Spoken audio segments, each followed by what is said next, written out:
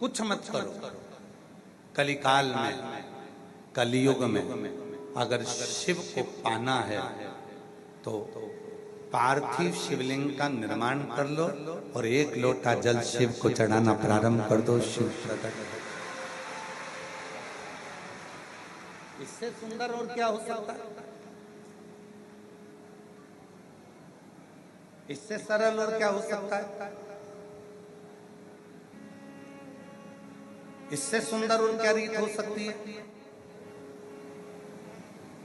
दुनिया की सबसे सरल पूजन अगर किसी 33 कोटि देवता में से किसी की होती है तो केवल देव अधिदेव महादेव की होती है। सबसे सरल।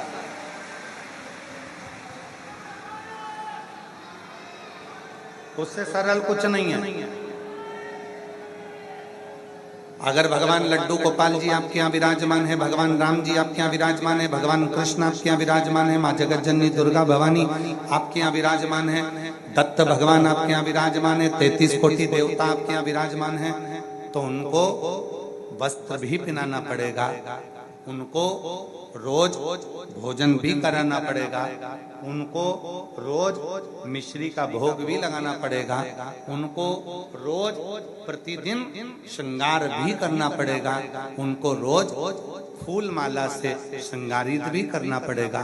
पर केवल एक 33 कोटि देवता में देव अधिदेव ऐसे हैं जिनको घर में लाकर आपने शिवलिंग के रूप में विराजमान कर दिया।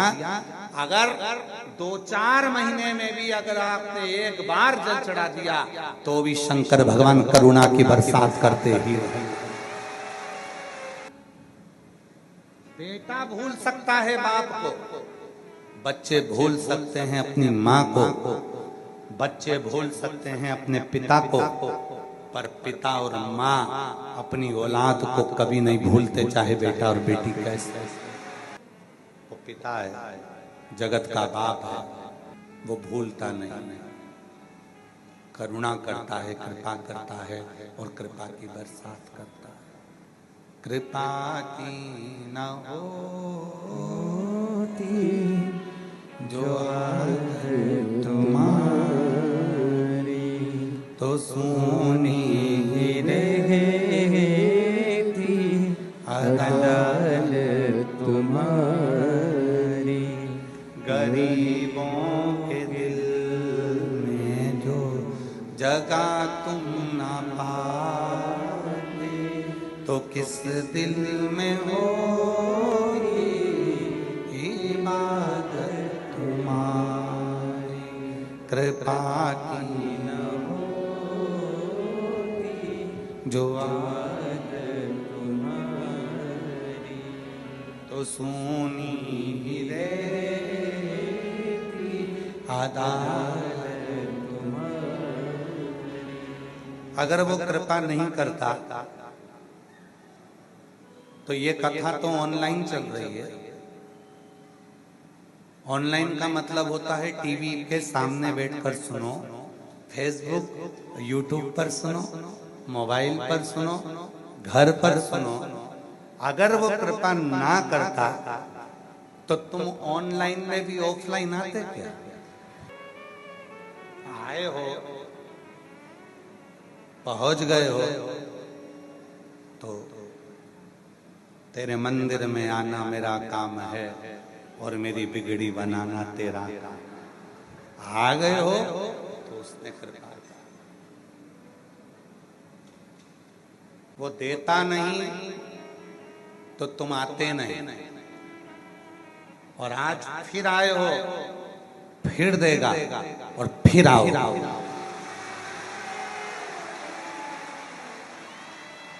फिर देगा, फिर आओ वापिस,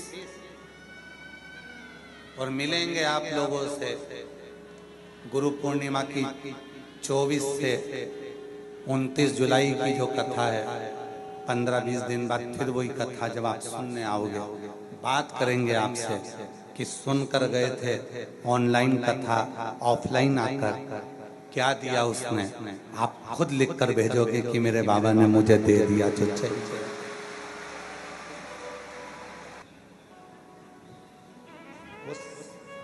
देता है तभी लोग आते हैं, वो देता नहीं तो कोई आता भी नहीं।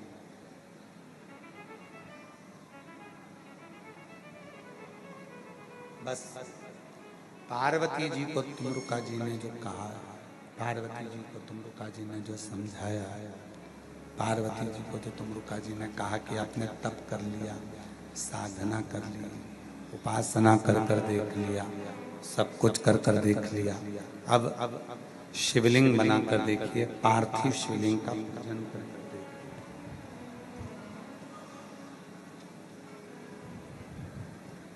अब पार्थिव शिवलिंग का पूजन करो, पार्थिव शिवलिंग का निर्माण करो, पूजन करो, साधना करो। जब सारा तप पार्वती जी का हो गया, सारी उपासना पार्वती जी की हो गई, सारा तप साधना पार्वती जी की हो गई, सारी उपासना पार्वती जी की हो गई, आखिरी में केवल एक ही चीज बची थी, वो थी पार्थिव शिवलिंग का निर्माण कर कर एक लोटा जल समर्पित कर। और जैसे ही करा वैसे ही शंकर भगवान माता पार्वती की परीक्षा लेने के लिए उनके सामने प्रकट हो गए। जैसे ही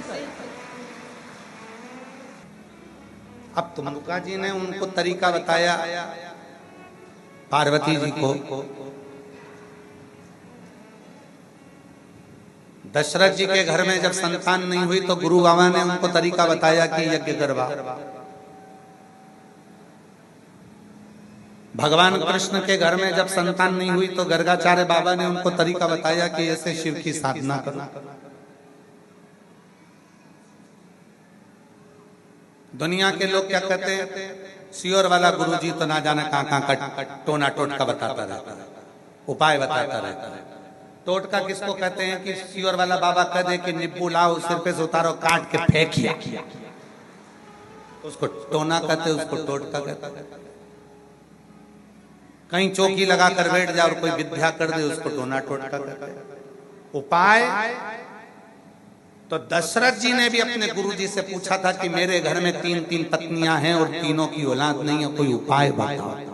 तब उपाय बताया गया। भगवान कृष्ण के यहाँ जब संतान नहीं हुई तो उन्होंने गर्गाचार्य बाबा से पूछा कि मेरे घर में 16,108 रानियां हैं, कोई उपाय बताओ। तब उपाय बताया गया। शिव महापुराण की कथा आपकी समस्या का उपाय बता देती है, और वो उपाय जब आप करते हो तो अपने मंजिल तक पहुंच जाते हो। और एक उपाय सबको दिया शिव जी ने, तुमरुका जी ने वो उपाय सबको दिया, एक लोटा जल सारी समस्या। वो ऐसा उपाय तुमरुका जी ने बता दिया, पार्वती जी को शिव मिल गए। ऐसा उपाय बताया तुमरुका जी ने चंचुला को, अखंड सौभाग्यवती हो गई। ऐसा उपाय बताया तुमरुका जी ने देवऋषि नारद के भांजे पर्वत मुनि को कि उनको शिव का दर्शन हो गया। पर्वत मुनि जो देवऋषि नारद के भांजे हैं, देवऋषि नारद की बहन के पुत्र हैं, और वो पर्वत मुनि सब दूर भटक लिए, पर उनको शंकर का दर्शन नहीं हुआ था। भगवान विष्णु का वैकुंठ में दर्शन हो गया था, ब्रह्मा जी का ब्रह्मलोक में दर्शन हो गया था, गोलोक धाम में भगवान कृष्ण का दर्शन हो गया था, इंद्र लोक में इंद्र का दर्शन हो गया था, सब जगह दर्शन कर लिए थे, परंतु बस केवल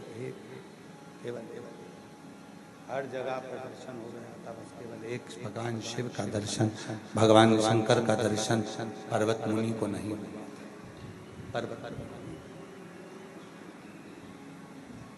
केवल एक शिव का दर्शन वैकुंठ अधिपति का हो गया, ब्रह्मा जी का हो गया, इंद्र का हो गया, गरुण वरुण का हो गया, पर पर्वत मुनि को शिव का दर्शन। पर्वत मुनि ने बहुत तप किया, घोर तप किया, तप करने के बाद भी, घोर तप करने के बाद भी उनको भगवान शंकर का दर्शन, शिव का दर्शन, भगवान शंकर का दर्शन। घोर तप करा तो भी शिव का दर्शन नहीं कर पाया, भगवान शंकर का दर्शन। कहते हैं विष्णु पुराण में और नारद पुराण में पर्वत मुनि का चरित्र आता है और नारद पुराण कहती है कि पर्वत मुनि ने 5000 वर्ष तक शिव का केवल दर्शन करने के लिए घोर तप कर लिया था, तो भी दर्शन। ए मेरी जीजियों और मेरे जितने जीजा बैठे हैं, मेरी बेटियां, मेरे बेटा, मेरे बुजुर्ग माँ बाप जितने बैठे हैं, अपने मायके में अपने बाप के घर में बैठकर आप कथा सुन रही हैं, ध्यान रखना पर्वत मुनि के चरित्र को, पर्वत मुनि के संवाद को, कि पर्वत मुनि ने शंभु शंभु शंभु पर्वत मुनि के चरित्र का स्मरण करिएगा। नारद पुराण कहती है घोर तप 5000 वर्ष का देव ऋषि नारद के कहने पर पर्वत मुनि ने कर लिया, पर शिव नहीं मिले। अंत में हार गए पर्वत मुनि की, शंकर कैसे मिलेंगे। तब पर्वत मुनि मौन होकर बैठे थे। देव ऋषि नारद पर्वत मुनि को लेकर पहुंच गए तुमरुका जी के पास में। तुमरुका जी से कहा, ये मेरा भांजा है, इसको शिव का दर्शन करना है, शंकर का दर्शन नहीं मिल रहा है। 1000 वर्ष तप कर लिया, शिव का दर्शन नहीं हो रहा, शिव का दर्शन नहीं मिल रहा, शंकर का दर्शन प्राप्त नहीं हो रहा। तब तुमरुका जी ने कहा कि एक काम करो, एकांत में बैठो, मिट्टी का पार्थिव शिवलिंग बनाओ, एक लोटा जल चढ़ाओ, पत्तियां तोड़ो वृक्ष की, शिव पर समर्पित कर दो। पर्वत मुनि ने कहा, मैंने भोजन त्याग दिया, अन्न त्याग दिया, जल त्याग दिया, सब कुछ त्याग दिया। 5000 वर्ष तक मैं जंगल में बैठकर मेरे शरीर के रोम छिद्रों में मैंने एक एक रोम छिद्र में रज जम गई, मट्टी जम गई, पर शिव नहीं मिले। और तुम कह रहे हो कि केवल पार्थिव शिवलिंग बना लो और पत्तियां तोड़कर वृक्ष की शिव पर चढ़ाकर एक लोटा जल समर्पित कर दो और शिव मिल जाएंगे। इतना सा करने से कोई शंकर मिलते हैं क्या? कई लोग ऐसे मिलेंगे। सियोर वाला महाराज तो केवल एक लोटा जल चढ़ाने का बोल देता, सियोर वाला महाराज तो केवल जल चढ़ा हुआ पीने का बोल देता, सियोर वाला महाराज तो केवल दुर्वा चढ़ाने का बोल देता, सियोर वाला महाराज तो केवल इतना सा बोल देता। और उतने में क्या शंकर भगवान मिल सकते हैं?